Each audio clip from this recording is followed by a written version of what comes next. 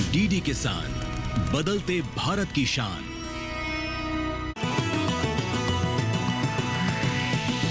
DD किसान, बदलते भारत की शान।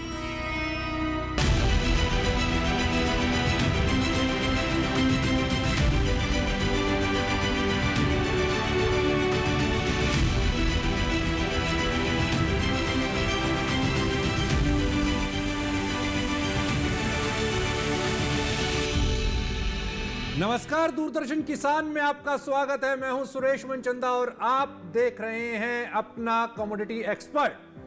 हमेशा की तरह, हर हफ्ते की तरह, हर शुक्रवार की तरह इस बार भी हम लेकर के आए हैं आपके लिए खास कमोडिटी।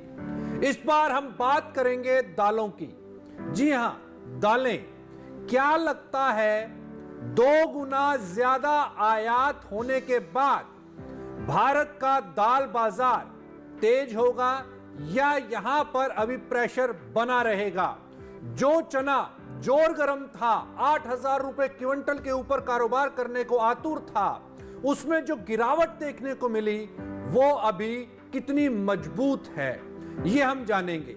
साथ ही ये भी हमारी जानने की कोशिश होगी कि क्या वायदा कारोबार पर ये दालें एक बार फिर से अपना जोर दिखाने के लिए आ रही हैं, क्योंकि 31 जनवरी तक की डेडलाइन यहां पर दी गई है और उस पर बैन 31 जनवरी 2025 तक जारी रहेगा। उसके बाद क्या होगा ये हम जानेंगे। साथ ही साथ ये भी हमारी जानने की कोशिश है प्रोडक्शन क्या है, मूंग के अंदर में जो तेजी इन दिनों के अंदर में, हाल फिलहाल के अंदर में देखने को मिली है, वो कितनी मजबूत है। इस पर बातचीत करने के लिए आज हमारे साथ 2 खास मेहमान जुड़ रहे हैं। हमारे साथ स्टूडियो में डॉक्टर हरिराम चौधरी जी हमारे साथ में हैं। आपका स्वागत है डॉक्टर साहब। राम राम। और साथ ही हमारे साथ सुनील बलदेवा साहब जुड़ रहे हैं। आपका स्वागत है सुनील जी इस खास पेशकश अपना कमोडिटी एक्सपर्ट में। सुनील जी, मैं शुरुआत आपसे करना चाहूंगा। चूंकि वायदा कारोबार पर दालें एक बार फिर से आ सकती हैं, इस पर आपको क्या लगता है? क्या जो ये टाइमलाइन सिर्फ एक महीने की जो टाइमलाइन आगे एक्सटेंड की गई है, उसके क्या मायने समझे जाएं? क्योंकि बाजार काफी उत्साहित नजर आ रहा है कि एक बार फिर से वो सभी एग्री कमोडिटीज जो बैन हो चुकी हैं एनसीडीएक्स से, वायदा कारोबार से, वो पुनः हो सकता है कि वायदा कारोबार में आ जाएं। इस पर आपका पहला रिएक्शन। सबसे पहले धन्यवाद सुरेश जी मुझे मौका देने के लिए। जैसा आपने कहा कि पहले 1 महीने के लिए केवल एक्सटेंड किया गया वायदा कारोबार का जो बैन की तारीख है वो 31 तारीख रखी गई है, जबकि पहले 1-1 साल के लिए किया जाता था। इसलिए मार्केट में ये कयास लगाने चालू हो गई है कि सरकार शायद इस पे कुछ विचार करके इस पे पॉजिटिव निर्णय ले सकती है। और काफी दिनों से आपको भी पता है सारी रिपोर्ट भी यहाँ पे सबमिट हुई है वायदा कारोबार को लेके। हाँ। और इंडस्ट्री में करीबन 2 है, लेकिन ज्यादातर मत यही है कि इसमें हेजिंग का बहुत अच्छा प्लेटफॉर्म है। यदि आज हम इंपोर्ट करते हैं तो हमारे पास इंपोर्ट का वेसल आता है 25,000 टन का। हाँ। और कहीं पे भी हम अपने को हेज नहीं कर सकते, तो बड़ी क्वांटिटी हमें ना चाहते हुए भी बड़ी क्वांटिटी को हमें लेकर चलना होता है और उसका रिस्क जो है हमारे पे बहुत ज्यादा हो जाता है यदि मंदा और तेजी दोनों का। हाँ। तो इन सब चीजों को देख यदि हम एक्सपोर्ट कर रहे हैं तो हमारे पे, चूंकि हमारे पास कोई सिस्टम नहीं है जिसपे हम अपनी पोजीशन को हेज कर सकें, तो इन सब के चलते हमारी कुछ लोगों, ज्यादातर इंडस्ट्री की डिमांड थी कि इसको खुल जाना चाहिए। पिछले साल जो इंपोर्ट हुआ था दालों का तकरीबन 24-25 लाख मीट्रिक टन के आसपास हुआ था, और 23-24 की जो फिगर मेरे पास में निकल करके आई हैं वो तकरीबन 47,38,000 मीट्रिक टन के आसपास का आयात है। इसको किस नज़र से देखते हैं? क्या इतना शॉर्टफॉल है देश के अंदर में? चूंकि जो करंट इस समय पर प्रोडक्शन के जो डाटा हैं वो तकरीबन 244 से लेकर के 245 लाख मीट्रिक टन के पल्सेस के प्रोडक्शन के हैं, और उसके बाद हम इंपोर्ट कर रहे हैं 48 लाख मीट्रिक टन का। तो क्या मायने इसके समझे जाएं? क्या गवर्नमेंट इसको सरप्लस के अंदर रखना चाहती है इन्फ्लेशन को कंट्रोल में लेकर के आने के लिए?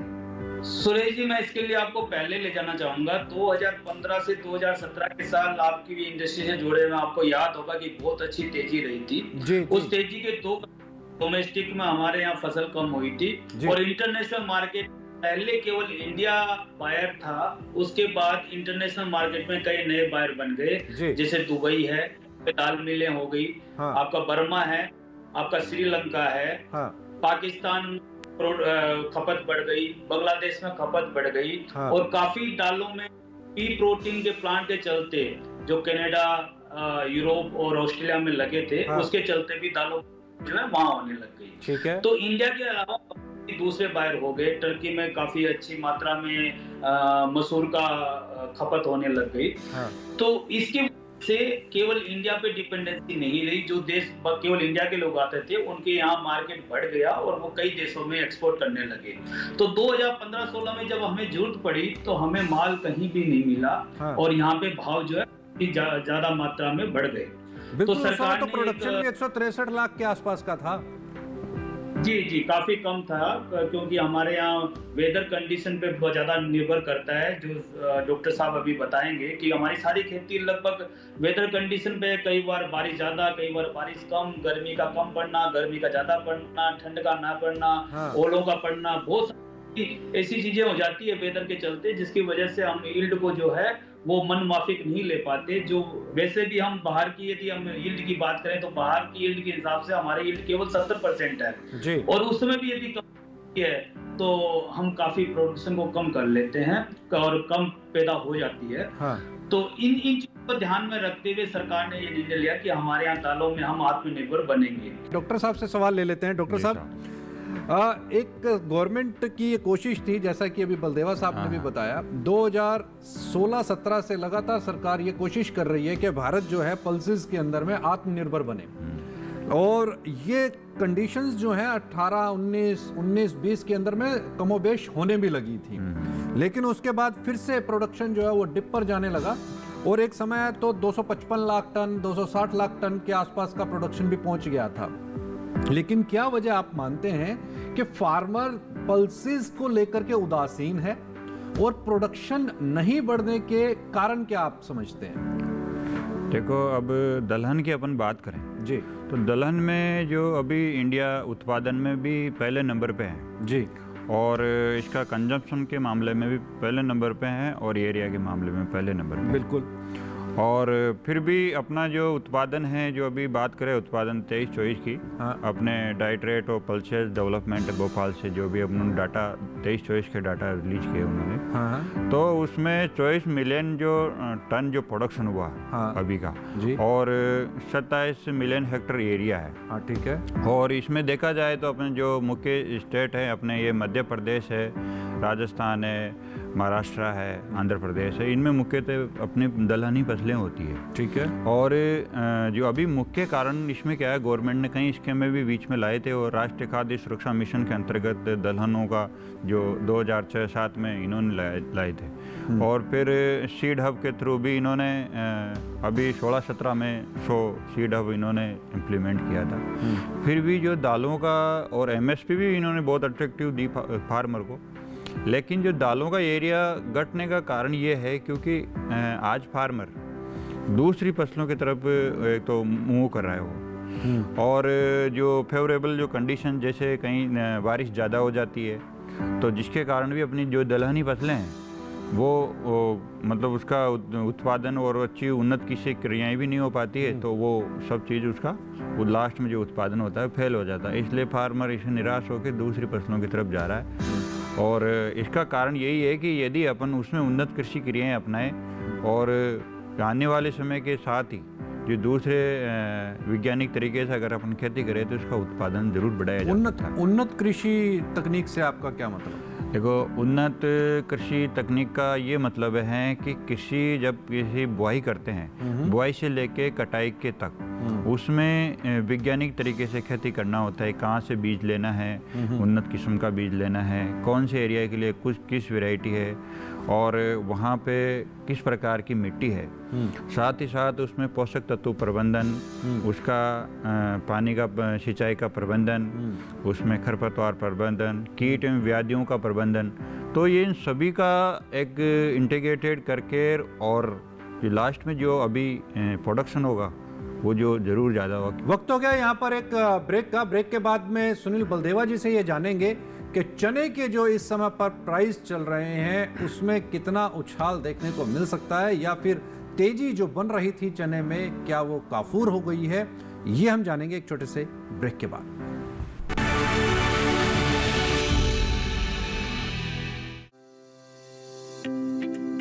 Money saved is money earned. I'm now happy that I could save money every month because of my PNG stove, as it cuts down on 20 to 25% of fuel usage. My PNG stove is also 100% safe with the ISI mark. Moreover, PNG as a fuel burns completely, making it a more environment-friendly fuel. So, use PNG and save money like me.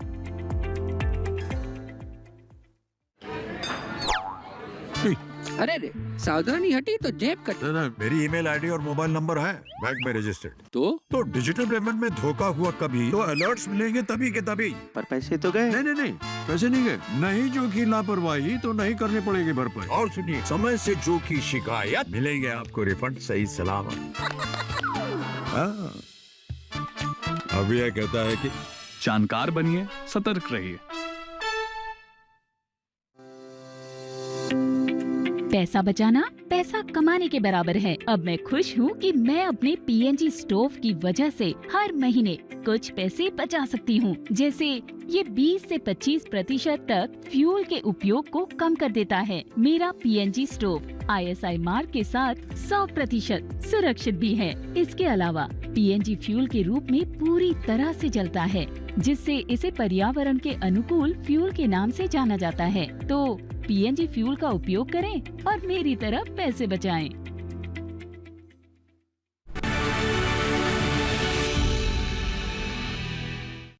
Break के बाद एक बार फिर से स्वागत है। बलदेवा जी के पास चलते हैं। बलदेवा जी, चना, इस समय पर चने का बाजार आप कैसा देख रहे हैं? हाँ। चने के भाव जैसा बताया, सितंबर तक चने के भाव 82 थे। हाँ। लेकिन हमने इंपोर्ट खुला हुआ था। इंपोर्ट खोलना उस समय शायद जरूरी भी था क्योंकि भाव ज्यादा थे चने के कहीं। ठीक है।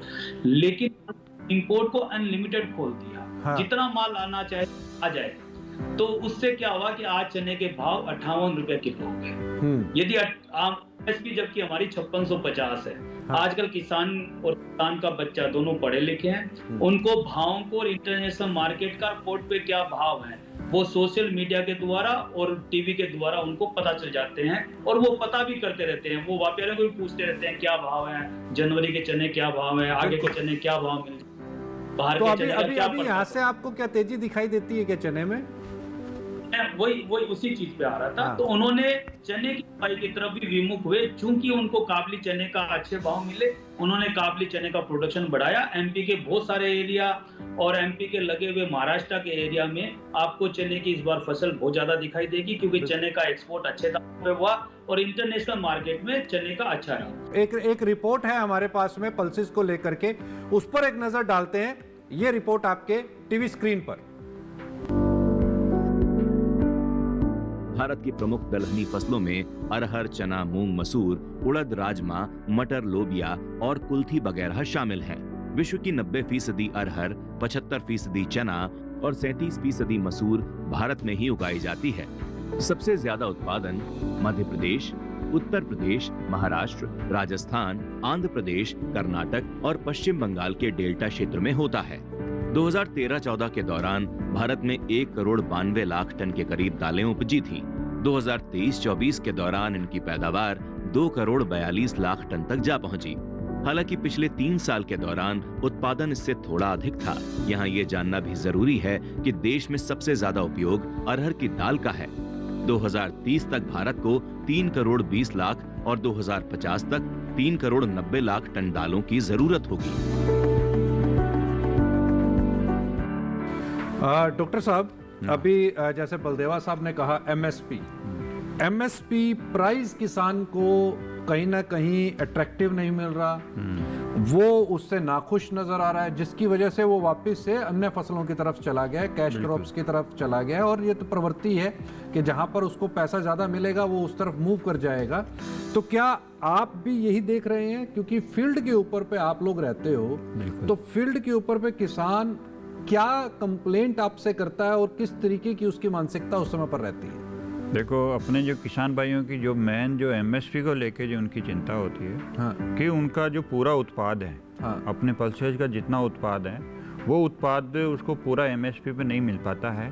जैसे गवर्नमेंट का कुछ कोटा होता है कि वहाँ पे बाद में उसको एमएसपी का जो बंद कर देते हैं, बाकी को उनको मार्केट के मंडी के भाव में बेचना पड़ता है। वही बलदेवा साहब ने कहा कि 25% तो सरकार खरीद लेती है, लेकिन 75% मार्केट में जाता है। 75% वो मार्केट किसान दूसरे जो उसकी रेट है उसमें बेचता है। हाँ। अब भारत सरकार ने मतलब एमएसपी तो बहुत अच्छी कर रखी है। जैसे अपन अगर मूंग की बात करें, हाँ। 8,642 रुपये प्रति कुंटल कर रखी है। ठीक है। और तूर की बात करें, अरहर की बात करें तो 7,550 कर रखी है। हाँ। और इधर से उड़द की बात करें, हाँ। 7,400 रुपये प्रति कुंटल कर रखी है। ठीक है। और मसूर जो लेंटिल है उसका आपको 6,700 रुपये है प्रति कुंटल। ठीक है। और जो अपना जो चना है, हाँ। वो 5,650 रुपये प्रति कुंटल कर रखा है। ठीक है। लेकिन जो गवर्नमेंट की जो मंडी में एमएसपी के जो एमएसपी का मतलब है जो गारंटी प्राइस, हाँ। फार्मर को इसमें तो देना ही है। लेकिन जो उसका जो पूरा जो 75 जो प्रोडक्ट है वो मंडी के भाव में जा रहा है और फार्मर का पूरा जो प्रोडक्ट है उसका उचित मूल्य प्राप्त नहीं हो पा रहा है। ठीक है। ये भी एक बड़ा कारण है। ओके। और प्रोडक्शन को देख करके आपको क्या लगता है, प्रोडक्शन कैसे, यील्ड कैसे बढ़ाई जाएगी? तो देखो, यील्ड बढ़ाने के लिए तो वापस से अपने को वैसे ही करना चाहिए कि जैसे मिट्टी से प्रबंधन के साथ साथ अपने को जो बीज है, उन्नत किस्म के बीज बहुत ज़रूरी है। हाँ। उन्नत किस्म के बीज से मतलब है जो रिसर्च सेंटर में है, जो बीडर सीड है, फाउंडेशन सीड है, और उन्हीं को किसान बोता है। हाँ। और जैसे कि किसी एरिया में जहाँ पे पानी की कमी है तो कम पानी चाहने वाली फसलें जिनकी जो वो शॉर्ट ड्यूरेशन वैरायटी है, वैसी फसलों को उसको उगाना चाहिए। ठीक है। और साथ ही साथ पोषक तत्व प्रबंधन का जो सॉइल हेल्थ कार्ड है उससे उसको प्रबंधन करना चाहिए। और दूसरी जो अपन कीट और व्याधियां हैं उनके समय पर एडवांस में उसको दवा। आजकल पेस्टिसाइड्स का बड़ा इशू आ रहा है, पेस्टिसाइड्स को कम करने के लिए क्या विकल्प यहाँ पर मौजूद है? हाँ सुरेश जी, बहुत अच्छा क्वेश्चन के पेस्टिसाइड का आज बहुत बड़ा आ रहा है, क्योंकि ज़्यादातर हरियाणा पंजाब से आपको पता होगा, पंजाब से अपने इधर चलती है कैंसर ट्रेन के नाम से ट्रेन चलती है। और उस ट्रेन पे ज़्यादातर पूरे कैंसर पेशेंट होता है, उसका नाम भी कैंसर ट्रेन। और ज़्यादातर किसान ही है। हाँ, ज़्यादातर किसान ही है, क्योंकि पंजाब हरियाणा में पेस्टिसाइड की जो लेवल है वो बहुत ज़्यादा है। हाँ। अब बात कर रहे हैं क्योंकि पंजाब का जो किसान है जो 2-3 ट्रिपल क्रॉप लेता है। हाँ। तो जब पल्सेज को ये क्या है, शॉर्ट ड्यूरेशन की होती है, 60 से आपकी 70 दिन में पक जाती है। ठीक है। तो ये जब आपकी जैसे गेहूं की कटाई होती है उसके बाद अपना मूंग जो भी ये बोते हैं समर का, और फिर उसके बाद जो जून के लास्ट में जब कटाई का समय आता है तो किसान, जब बारिश भी उस समय आने वाली होती है, मानसून भी, ठीक है, तो उसको जल्दी करने के लिए किसान भारी मात्रा में दवाइयाँ डालता है, जो पैराक्वाइड डाइक्लोराइड डालता है। ठीक है। तो पैराक्वाइड डाइक्लोराइड एक हर्बिसाइड है, कॉन्टैक्ट हर्बिसाइड है, जो पूरा एकदम मूंग को जला देता है, सुखा देता है। हाँ। और फिर उसे थ्रेशर से वो किसान उसको हार्वेस्ट करवा लेता है। ठीक है। अब जो वो दवाई है जो इतनी आपके ह्यूमन के लिए इतना ज़्यादा, मानव के लिए इतने हानिकारक है, और उससे कैंसर होती है, वो मार्केट के चैनल में आती है और उसको पैकेजिंग होके हर घर में पहुंचती है, तो इससे भी कैंसर के बहुत बड़े कारण होते हैं। तो किसानों को इनको कम करने के लिए उनकी जो उत्पादन जो तकनीक है उसको बदलना पड़ेगा। उत्पादन भी ज़्यादा होगा और उनकी जो लागत है उत्पादन की वो भी कम होगी। वो कैसे होगी? जैसे अपन बात करें प्रोडक्शन पे भी क्या कोई असर पड़ेगा? हाँ बिल्कुल पड़ेगा, प्रोडक्शन पे भी इफेक्ट पड़ेगा। अपन जैसे बात करें कि 27 मिलियन हेक्टेयर ओनली अपना अभी पल्सेज का पूरा एरिया है। ठीक है। लगभग 34% जो एरिया है वो चना आपका पूरा करता है इसको। ठीक है। क्योंकि 9.5 मिलियन हेक्टेयर ओनली चने का एरिया है, लगभग 10 लाख। आप चने का उत्पादन का अगर बात करें तो उसका जो उत्पादन जो उपज प्रति हेक्टेयर है वो आपकी 7 से 8 कुंटल प्रति हेक्टेयर है। ठीक है। बहुत ही कम है। तो इसको अपन को बढ़ाने के लिए क्या करना पड़ेगा, एक तो अपने को केमिकल से दूर रहना पड़ेगा। अब केमिकल से दूर रखने के लिए उसको विकल्प देने पड़ेंगे कि भाई इस दवा की जगह इस दवा को डालिए और कैसे उत्पादन बढ़ेगा। तो जब अभी क्या तो इसमें चने क्या विकल्प है? विकल्प ये है कि जैसे अभी चने की बुआई हो रही है, रबी में सीजन में है। ठीक है। तो उसमें फ्लावरिंग स्टेज में जब आते हैं तो कम से कम 5 से 7 फेरामोन ट्रैप होती है प्रति हेक्टेयर, उसका आपको लगाना चाहिए। ठीक है। दूसरा उसके बाद ये 250 एलई और एनपीवी जो है प्रति हेक्टेयर उसका छिड़काव करना है। ठीक है। इसके 15 दिन बाद आपको एजेटारेक्टिन आपको 1.5 ml प्रति लीटर से स्प्रे करना है। ठीक है। ये नीम से बना होता है और मार्केट में भी अवेलेबल है। ठीक है। लेकिन कभी कभी लास्ट स्टेज में देखते हैं अपन 50 से 55-60 दिन पे अगर कोई ऐसी आ जाती है तो बेसिलस थ्रिनजिनेसिस आता है, तो उसको अपन 1200 ग्राम प्रति हेक्टेयर से अपना उसका स्प्रे कर सकते हैं। तो इस प्रकार से ना तो अपने केमिकल डाला और ये एकदम जैविक है और किसी प्रकार का इसमें फसल को नुकसान नहीं होगा। एक किस्म का बायो ट्रीटमेंट है। बायो ट्रीटमेंट है और इसमें मिट्टी की भी उपज क्षमता बढ़ेगी और उसके उत्पादन में भी वृद्धि होगी। ठीक है। वक्त हो गया यहाँ पर एक और ब्रेक का। ब्रेक के बाद रैपिड फायर करेंगे और रैपिड फायर में ये जानेंगे कि कौन सी इस समय पर दाल ऐसी मौजूद है जहां पर निवेश करने से आपको हो सकता है फायदा।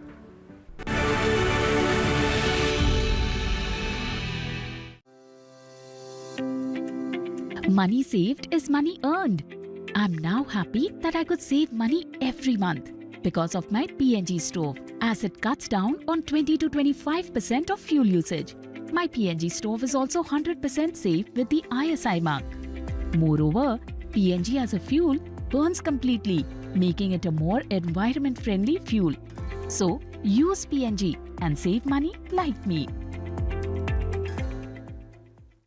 प्रधानमंत्री फसल बीमा योजना प्राकृतिक आपदा की स्थिति में बीमा द्वारा किसानों को आर्थिक सुरक्षा देने की ओर एक कदम। हमने फसल बीमा योजना को अधिक प्रभावी बनाया, उसके दायरे में ज्यादा किसानों को लाए। बढ़ता है विश्वास जब मिलती है सहूलियत। मेरी पॉलिसी मेरे हाथ। बढ़ता है विश्वास जब अपनी भाषा में मिलती है जानकारी। माझी पॉलिसी माझ्या हाती। बढ़ता है विश्वास जब पहुंचती है आपकी फसल बीमा पॉलिसी आप तक।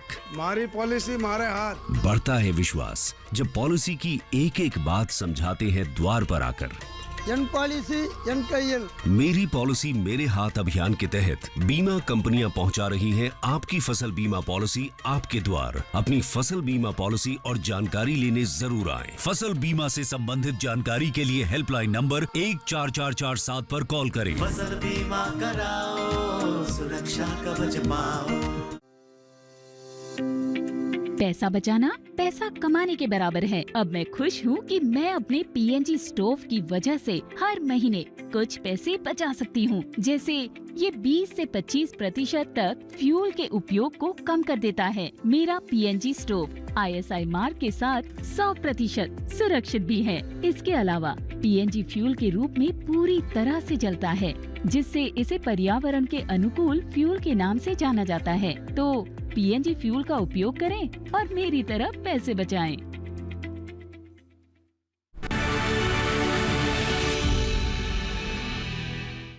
ब्रेक के बाद एक बार फिर से स्वागत है। अब वक्त हो गया है रैपिड फायर का। जानते हैं कि इस साल 2025 के अंदर में दालों के लिए बाजार कैसा रह सकता है। बलदेवा जी, सबसे पहले आपके पास आऊंगा। 2025 में क्या लगता है आपको, मूंग, उड़द, अरहर और चने में किसमें बेहतरीन तेजी बन सकती है और कहां पर पैसा लगाना चाहिए? मुझे लगता है 2025 में भी चना ही सबसे हॉट कमोडिटी रहेगा, क्योंकि सरकार के पास जो पिछले साल 23 लाख टन में स्टॉक था, वो इस बार केवल 2 लाख टन है। सरकार के पास बफर में चना नहीं है और चने की फसल भी, बुआई भी जो है पिछले साल के बराबर है। और अभी वेदर कंडीशन की बात करें तो अभी भी अच्छी सर्दी हो या अभी बारिश नहीं हुई है, जिसकी वजह से यील्ड पे भी क्वेश्चन मार्क आगे आने वाले दिनों में खड़ा हो सकता है। मैं ये नहीं कह रहा हूँ खड़ा हो गया, खड़ा हो सकता है, क्योंकि ये हमें जनरली में वॉच करना होगा। तो मुझे लगता है अगले साल भी चना सबसे हॉट कमोडिटी है। जी डॉक्टर साहब, क्या लगता है आपको, जो पेस्टिसाइड्स देश के अंदर में जिनका लेबलिंग नहीं है, क्या उन्हें तुरंत प्रभाव से बैन कर देना चाहिए? बिल्कुल। देखो, जिन पेस्टिसाइड पे एनालिसिस करके, जैसे अपने जो पाउडर वाले फॉर्म पे हैं, पाउडर वाले फॉर्म को लगभग बैन कर देना चाहिए, क्योंकि इसके जो रेजिड्यूल काफ़ी लंबे तक रहते हैं और फार्मर को अगर यूज़ करना है तो जो उसकी रिकमेंड डोजेज हैं उसी का इस्तेमाल करना है, यानी लिक्विड वाले का ज़्यादा इस्तेमाल करना है। बलदेवा साहब, क्या लगता है आपको, वायदा कारोबार के ऊपर पे दालों को एक बार फिर से वापसी करनी चाहिए या नहीं? जैसा सुरेश जी मैंने कहा, इंपोर्टरों के लिए बहुत जरूरी है, यदि वो इंपोर्ट कर रहे हैं तो उनको पोजीशन हेज करने के लिए कहीं ना कहीं प्लेटफॉर्म चाहिए, एक्सपोर्ट कर रहे हैं उनको प्लेटफॉर्म चाहिए।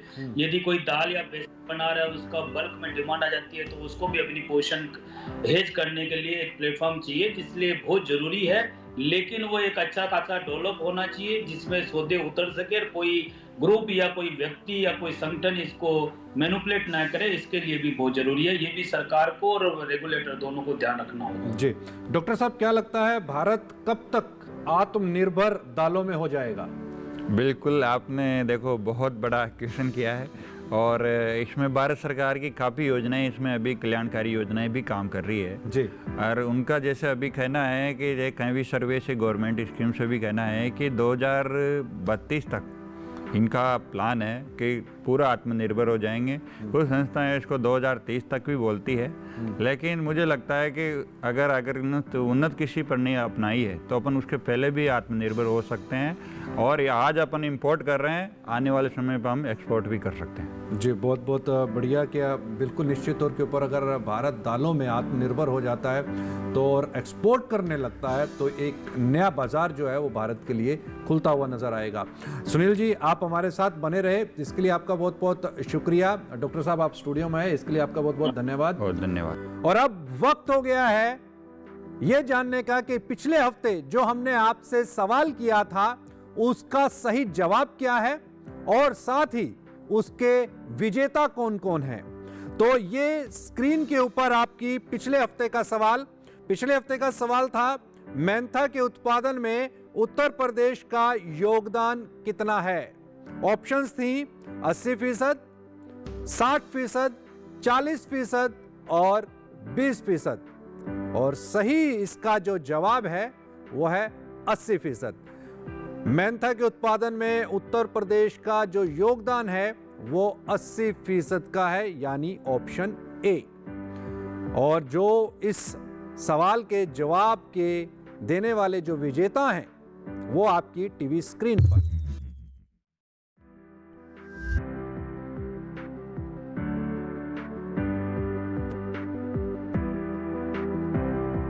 और अब वक्त हो गया है इस एपिसोड का, यानी कि आज के एपिसोड के सवाल का। और आज का जो सवाल है वो आपकी टीवी स्क्रीन के ऊपर, भारत में सबसे ज्यादा उपयोगी दाल कौन सी है। ऑप्शन ए मूंग दाल, ऑप्शन बी उड़द की दाल, ऑप्शन सी मसूर और ऑप्शन डी है आपके पास में अरहर। तो तुरंत अपना मोबाइल उठाइए, लैपटॉप उठाइए, कंप्यूटर ऑन कीजिए और हमें ईमेल कर दीजिए अपना जवाब। और हमारी ईमेल आईडी है apnacommodityexpert@gmail.com। लेकिन याद रखिए, आपको अपना ये जो जवाब है ये शुक्रवार रात 9 बजे से शनिवार रात 9 बजे के बीच देना है, यानी आपके पास केवल मात्र 24 घंटे हैं। तो तुरंत आप हमें ईमेल कर डालिए अपना सही जवाब। हमें दीजिए इजाजत, फिर मुलाकात होगी आपसे अपना कमोडिटी एक्सपर्ट में जल्द।